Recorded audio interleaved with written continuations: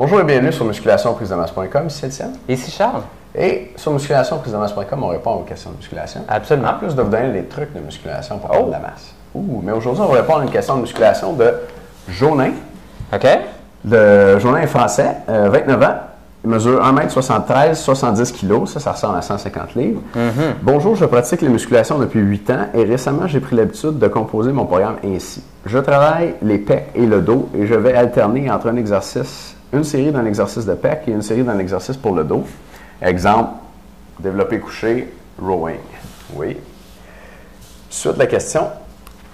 Croyez-vous que d'alterner entre une série pour le dos et une série pour les pecs peut avoir une influence sur ma prise de masse? Et si oui, quels sont les inconvénients? Merci. OK. Donc, je réponds à ça. Écoute, la façon de faire là-dessus, d'alterner entre les pecs et le dos comme ça, on le fait habituellement un petit peu plus en force, surtout de la façon que tu nous l'expliques présentement avec 2 minutes de repos.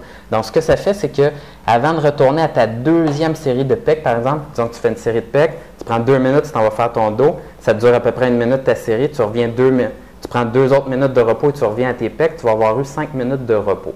À ce moment-là, 5 minutes de repos, c'est parfait si tu t'entraînes en force, mais là, tu nous dis que tu t'entraînes avec des 8 répétitions.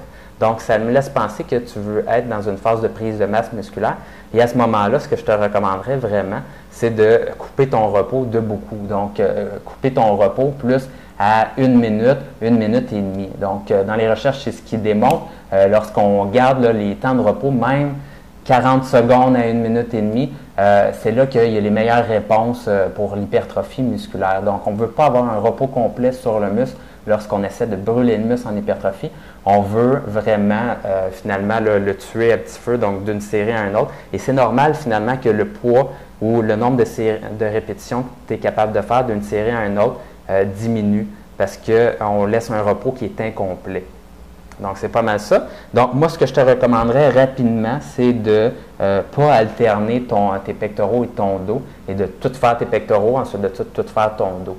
Si tu veux faire une alternance comme ça s'appelle des supersets antagonistes. Et à ce moment-là, c'est efficace pour faire en sorte que ton programme dure moins longtemps, donc tu sois moins longtemps au gym.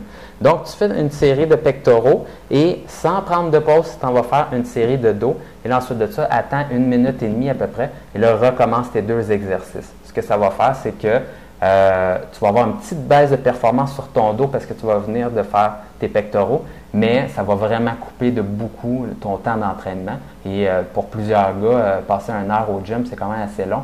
Tandis que quand tu fais des supersets antagonistes comme ça, donc antagoniste qui veut dire 2 muscles différents collés ensemble, opposés. Ouais. À ce moment-là, vous risquez de réduire votre temps d'entraînement comme à 25 minutes, 30 minutes. Donc, ça peut valoir la peine pour les gars qui sont pressés. Oui, c'est exactement ça. Si on revient au mécanisme de l'hypertrophie, les 2 principales, c'est la tension mécanique puis le dommage musculaire. Si j'ai un temps de repos plus long, je peux mettre plus lourd, donc j'ai plus de tension mécanique. Cependant, quand j'ai un temps de repos plus long, mes fibres récupèrent bien, puis je vais réutiliser les mêmes fibres. Il y a certaines fibres que je n'irai pas chercher, donc j'ai moins de dommages musculaires. Et puis, donc, avec des super séries comme celle-là, Jérôme, tes temps de repos sont longs, tu mets plus de poids, mais tu fatigues peut-être pas toutes tes fibres. Puis ça, on sait que pour l'hypertrophie, c'est moins bon que l'inverse dont Charles parlait. Donc, des temps de repos plus courts, ça devrait te faire prendre plus de masse. Tes charges vont diminuer, mais c'est pas grave, parce que pour la masse, le dommage musculaire est un peu plus important que la tension. Les charges vont diminuer d'une série à une autre. Oui. C'est ça. Bon, excellent. Bien, tout le monde, à bientôt, puis on se revoit dans un prochain vidéo. Ciao!